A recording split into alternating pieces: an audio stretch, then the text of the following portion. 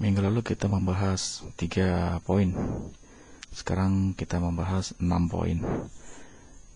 Materi ini memang sangat panjang sehingga bisa memakan waktu 3 pertemuan ya kalau lebih didetailkan atau banyak contoh-contohnya. Nah, cuma di pertemuan 3 nanti kelihatannya nanggung ya, mungkin beda 20-30 menit. Cuma nambah 30 menit mungkin sudah selesai ya di minggu ketiga. Jadi supaya nggak nanggung, jadi ada beberapa yang tidak saya sampaikan supaya pas di 2 pertemuan. Baik, kita ke nomor 4 ya.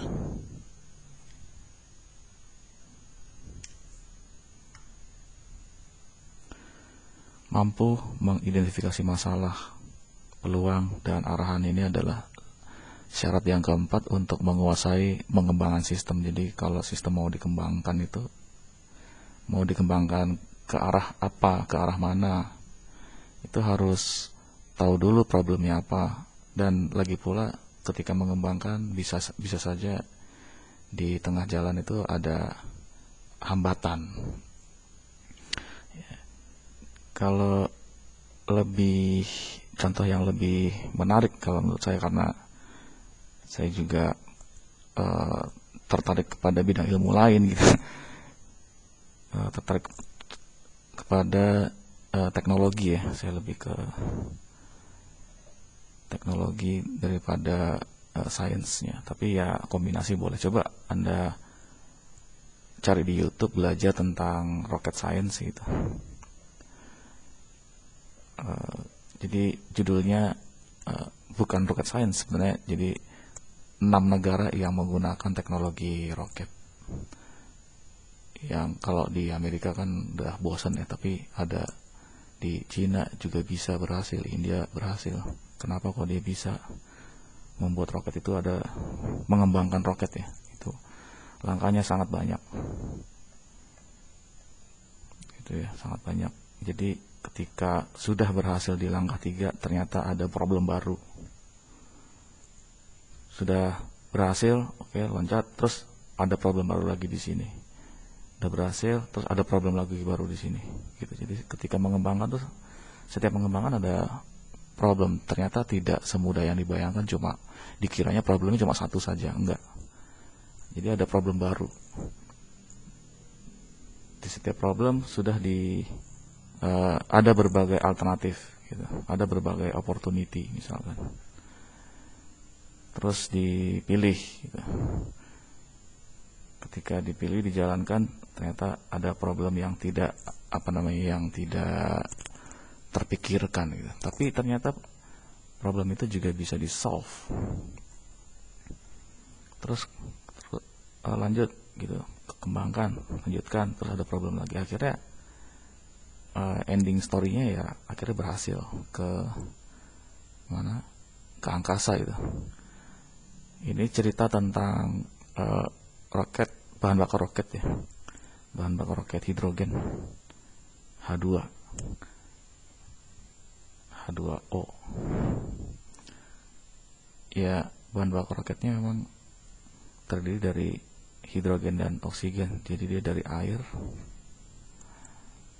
Cuma ada sifat-sifat hidrogen yang mudah crack ya, jadi disimpan di bejana. Itu bejananya harus, bukan bujana ya, bejananya harus tebal gitu. Itu udah problem gitu. Kalau tebal nggak bisa naik gitu, maksudnya ke angkasanya susah gitu, ada problem. Ya sudah, kalau gitu materialnya harus ditipisin. Materialnya tipis. Udah belok ya. Nah, kalau material tipis gampang ini dong namanya, gampang patah dong. Nah, gimana caranya? Terus ini didinginkan ya. Setiap ada ide pasti ada problem. Ini gampang patah, ya udah kalau gitu tekanannya dikurangi gitu. Gimana caranya? Ini didinginkan. Ya udah didinginkan dulu supaya mencair. Wah, repot dong gitu. Tapi mereka memilih ini berepot-repot, stepnya berepot-repot bisa sampai belasan gitu, karena dia kalornya tinggi ya. Kalor itu apa ya, jadi kalau ibaratnya bensin sama LPG dibandingkan untuk kendaraan bermotor itu lebih bertenaga gitu, lebih bertenaga si bensin daripada LPG. Bertenaga itu dia bisa cukup, misalkan kalau bensin itu cukup 1 mili aja, misalkan satu mili bensin kalau dibandingkan sama 1 mili LPG,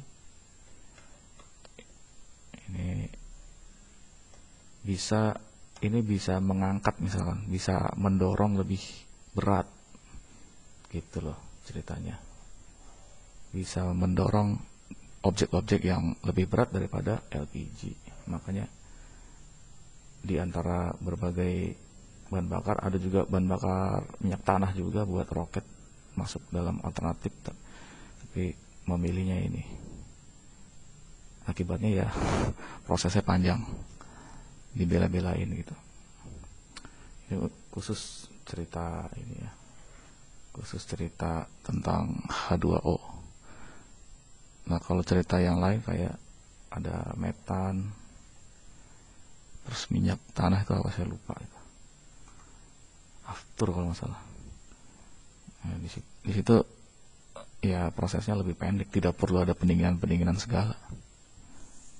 Jadi langsung aja taruh di situ cair. Kalau ini kan dalam keadaan gas, kalau ini dalam keadaan cair. Jadi tidak perlu ada proses, tidak ada problem, maksudnya problemnya itu lebih pendek.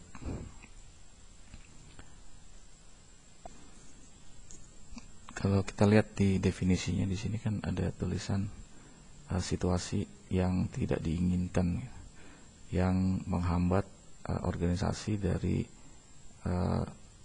achieving its mission, jadi mencapai misinya secara penuh gitu.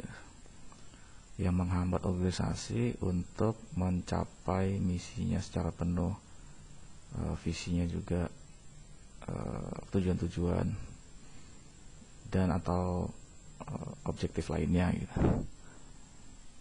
Intinya adalah ini intinya. Mumpung belum telat ya, maksudnya Anda belum skripsi. Ini sangat penting, sangat amat penting. Kenapa saya katakan sampai sebegitunya, intonasinya begitu ya, sangat amat. Kenapa? Karena saya bekerja selama belasan tahun di sini tuh, isi skripsinya ya banyak yang salah identifikasi. Jadi problem itu punya pasangan ya, maksudnya punya lawannya. Masalah itu lawan katanya adalah solve. Ya, problem itu lawan katanya solve. Ya, jadi problem itu adalah kondisi undesirable. Kalau solve adalah kondisi ya desirable. Nah, antara undesirable sama desirable ini deskripsi banyak yang nggak konsisten. Masalahnya apa? Ya, problemnya misalkan tentang kelebihan. Kondisi solve-nya itu tepat misalkan. Nah, gimana solusinya gitu supaya dia bisa tepat? Ini solusi atau apa, metode. Solusinya pakai metode apa? Nah, deskripsi itu banyak kan problemnya apa, metodenya nggak ada hubungannya. Contohnya perusahaan mengalami breakdown, sering breakdown perusahaan, misalkan perusahaan manufaktur lah yang ada mesin-mesinan, mesin las lah, mesin bubut atau mesin pendingin, breakdown. Jadi si skripsi itu mengatakan problemnya adalah breakdown statement. Breakdown itu adalah undesirable. Nah, di situ dijelaskan, disarankan untuk menghindari ini, bukan menghindari, jadi dia itu menawarkan. Nah, di skripsi itu nawarin gitu, suatu metode, dia nawarin jadwal. Nah, ini yang nggak nyambung gitu. Kalau breakdown, maka harus diservis, bukan dikasih jadwal. Ngerti nggak sampai sini? Service atau replace, ini tergantung dari identifikasi masalah di lapangan. Ini kan cuma dari wawancara doang, kabar bahwa perusahaan breakdown setahun bisa 10 kali. Yang rusak mesin ini, mesin itu, komponen ini, komponen itu. Ya udah, kalau komponen itu yang rusak, ya diservis atau di replace. Supaya apa? Supaya kondisi apa tadi? Kondisi yang desirable, ya, ya lancar gitu. Breakdown ini kan rusak atau macet gitu.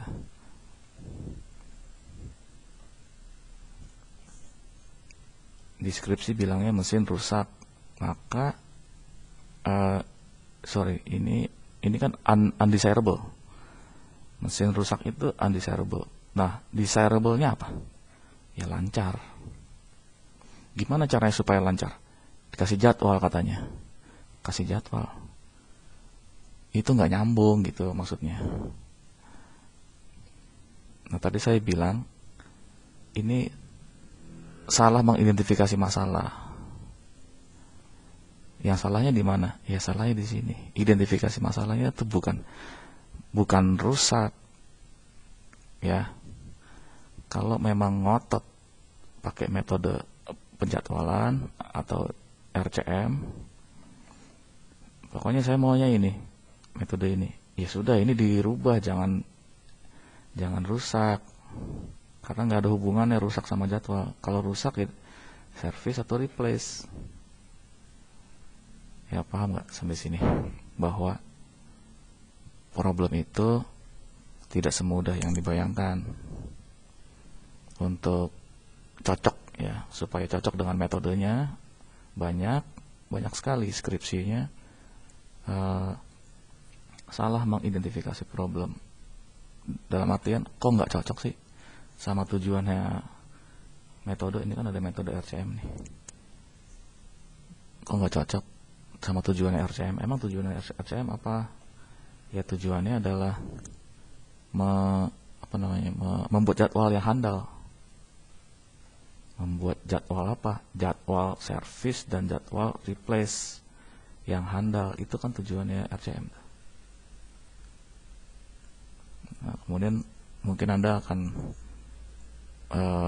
berargumen, berarti benar pakai jadwal Pak. Kenapa? Kan jadwal di dalamnya ada service dan replace. Nah, justru itu, di dalam jadwal ini ada service dan replace.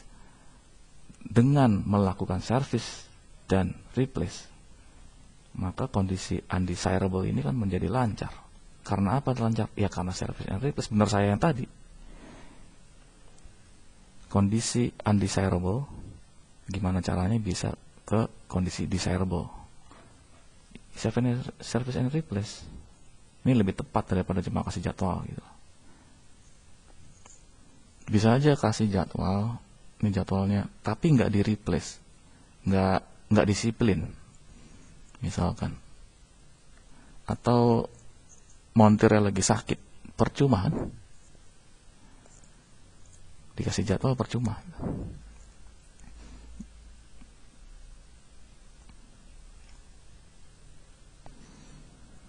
Ya, itu eh, sedikit atau banyak tentang betapa pentingnya ini mampu identifikasi masalah.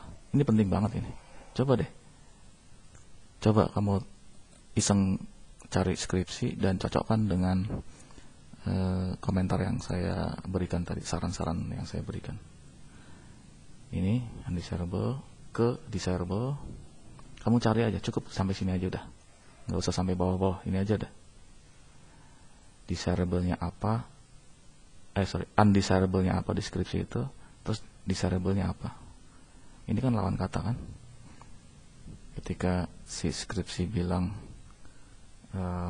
belum ada, misalkan belum ada pemilihan supplier. Kalau skripsinya mengatakan ini statement problemnya itu belum ada gitu, berarti kan itu undesirable. Nah sekarang desirable-nya apa? Sudah ada, ya nggak? Nah bagaimana caranya supaya dari kondisi belum ada ke sudah ada? Pakai metode apa?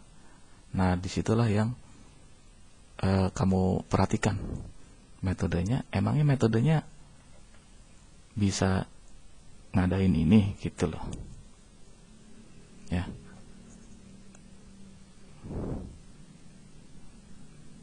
Jadi hati-hati apa namanya, tata kata gitu ya. Ahli tata kata bukan tata kotak. Kita harus hati-hati menyusun kata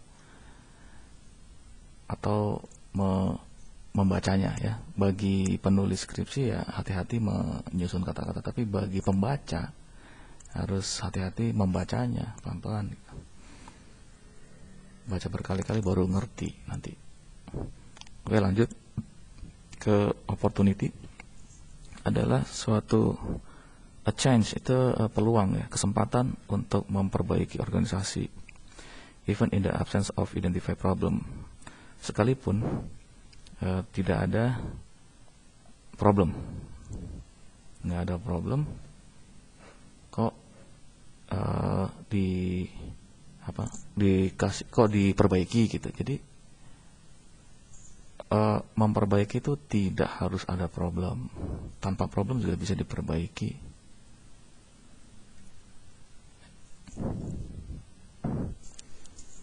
Ya misalkan kemarin itu banyak mahasiswa bimbingan ya, bimbingan saya mungkin ada 7 orang ya. Itu dalam proses bimbingan sebenarnya saya bisa menyelesaikan 7 orang itu semua sebelum mereka berangkat sidang. Saya bisa menyelesaikan, tetapi karena saya ada mental produktivitas gitu ya, mental produktivitas, maka saya mengimprove proses bimbingannya. Meskipun nggak masalah, saya nggak ada masalah dengan cara-cara tradisional. Maksudnya mereka tetap bisa berangkat sidang. Nah yang jadi masalah adalah kalau nggak sempet sidang. Nah itu baru masalah tuh. Berarti prosesnya nggak bener ya. Nah ya, proses bimbingan saya sejauh ini sudah on the track, tapi karena saya lulusan teknik industri yang haus akan improvisasi, haus gitu ya. Ini ya mental tadi, MP, mental produktivitas. Ya saya betulin gimana caranya lebih cepat lagi. Nah, karena saya melihat ke depan ini untuk mengantisipasi.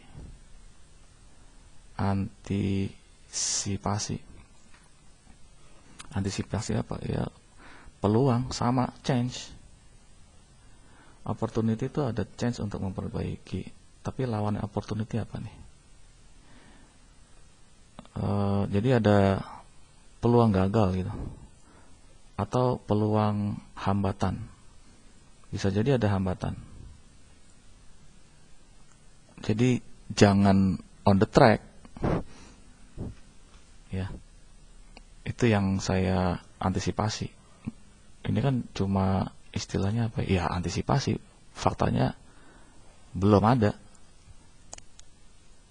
masih stokastik gitu ya. Fakta bahwa akan terhambat skripsinya nanti kan, itu tahun lalu ada gitu, tapi sangat jarang gitu. Kayak antisipasi banjir, terus listrik mati, nggak bisa ngetik, kena virus, terus sambil sambil magang sama bosnya ketat ya, nggak bisa mengerjakan yang lain misalkan. Nah, untuk mengantisipasi itu maka ya harus diimprovisasi gitu. Ini yang melahirkan haus akan improvisasi selalu. Kalau memang ada celah untuk memperbaiki, laksanakan gitu.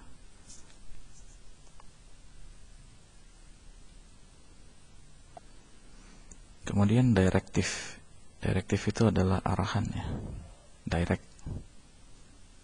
Di sini arahan dari manajer, pemerintah atau eksternal ya, yang berkaitan dengan sama-sama, misalkan kerjasama dengan pihak industri, UPN bekerjasama dengan kampus lain misalkan, dan seterusnya. Itu baik manajer, pemerintah, dan bagian kerjasama itu bisa mengeluarkan arahan ya. Jadi arahan itu ada yang sifatnya secara langsung dan tidak langsung. Nah, di sini di slide ini maksudnya selain mampu identifikasi masalah, mampu mengidentifikasi peluang, juga mampu mengidentifikasi arahan. Kalau di UPN, arahan itu biasanya pakai surat edaran.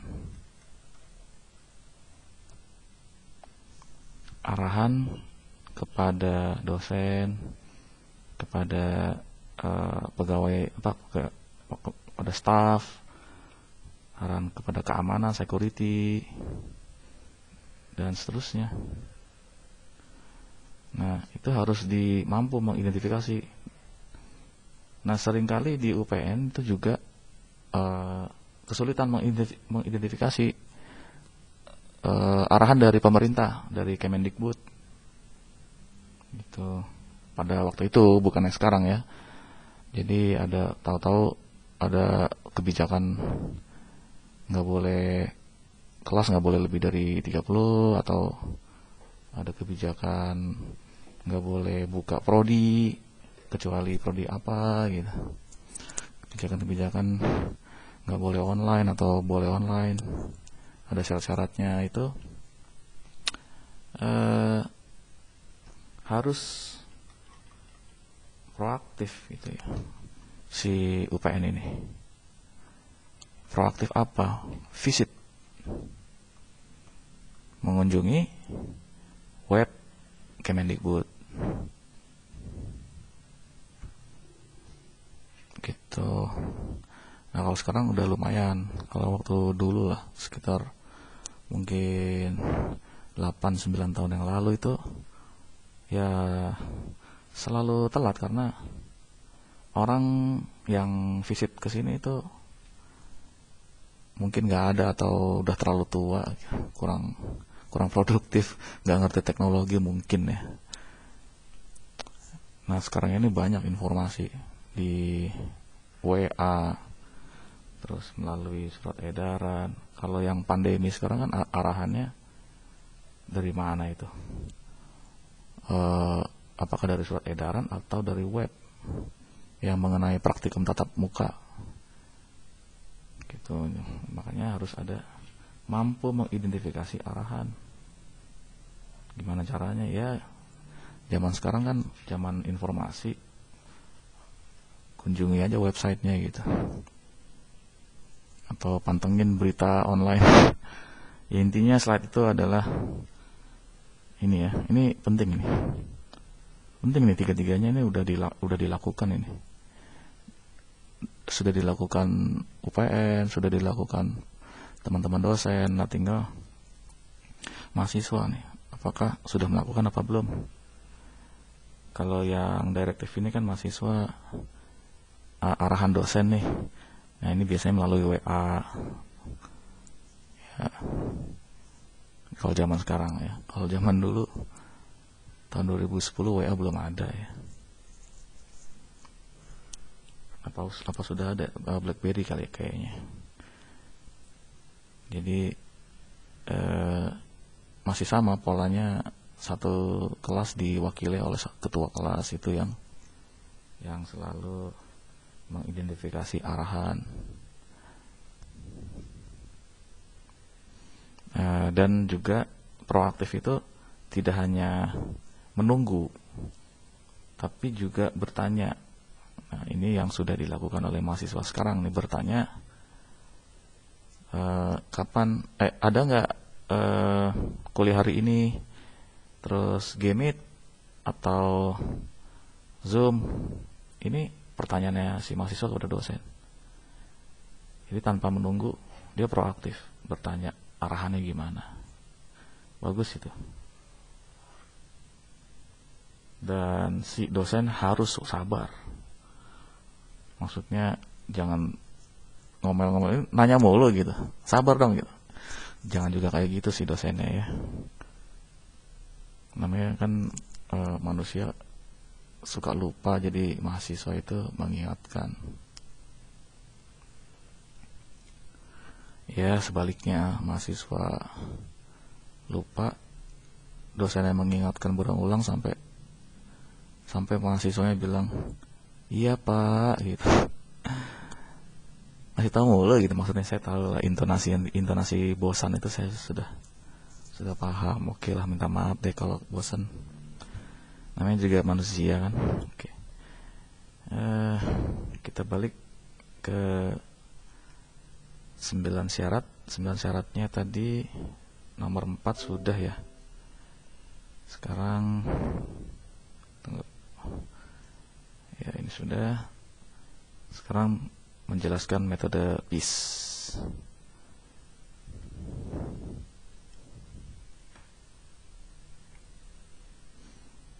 Metode PIS yang perlu perlu dipahami atau perlu dimengerti adalah, tunggu sebentar ini.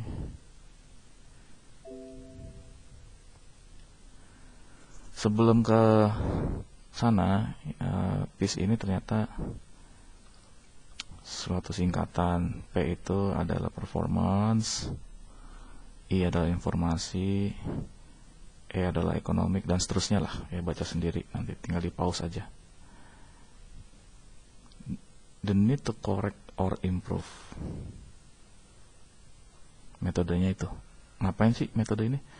Metode ini untuk mengkorek, bukan mengorek-ngorek ya. Membetulkan ya. Korek sama improve ini kan hampir sama ya. Hampir sama. Kalau improve itu dimulai dari identifikasi dulu ya. Jadi ada contohnya di sini ya.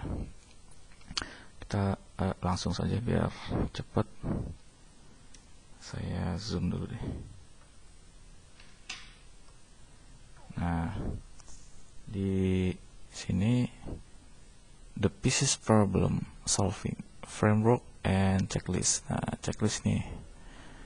Yang tadi correct itu maksudnya correct, incorrect. Correct, incorrect. Jadi kayak cuma checklist doang. Oh ini salah, ya betulkan, improve gitu. Ini benar, diimprove nggak perlu. Nah, correct incorrect itu untuk identifikasinya. Nanti kalau ternyata incorrect baru diimprove. Contohnya apa? Contohnya kalau di performance, the amount, yang performance ini ada dua, tapi ini tidak hanya dua ya. Maksudnya kalau nanti Anda mau pakai metode ini terus menemukan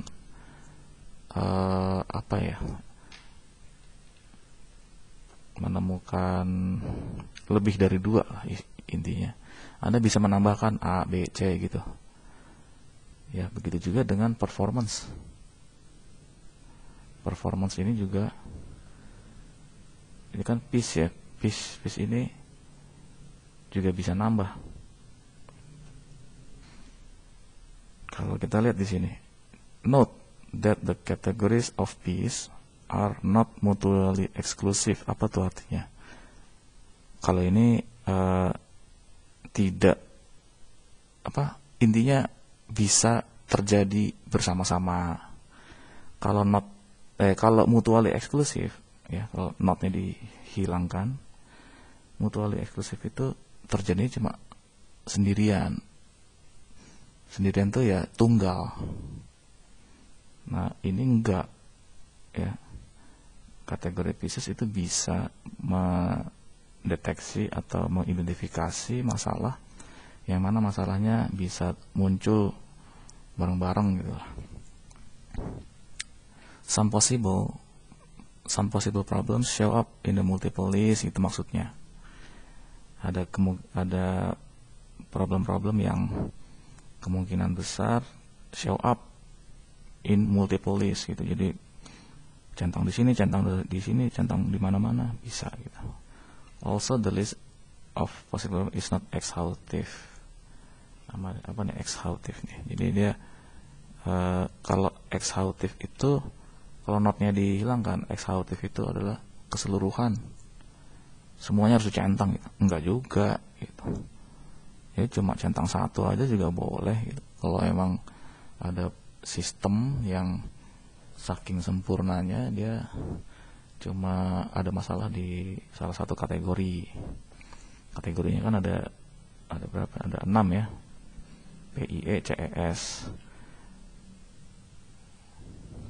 Jadi framework piece ini intinya bisa menganalisis baik manual maupun computerized system. Jadi sistem yang manual maupun sistem yang sudah terkomputerisasi, dan aplikasinya, aplikasi apa nih, mungkin softwarenya kali ya. Jadi intinya ini cuma checklist doang ini. Misalkan throughput, the amount of work performed over some period of time, ini yang tadi saya alami. Misalkan dalam sekian minggu saya bisa membimbing skripsi berapa mahasiswa.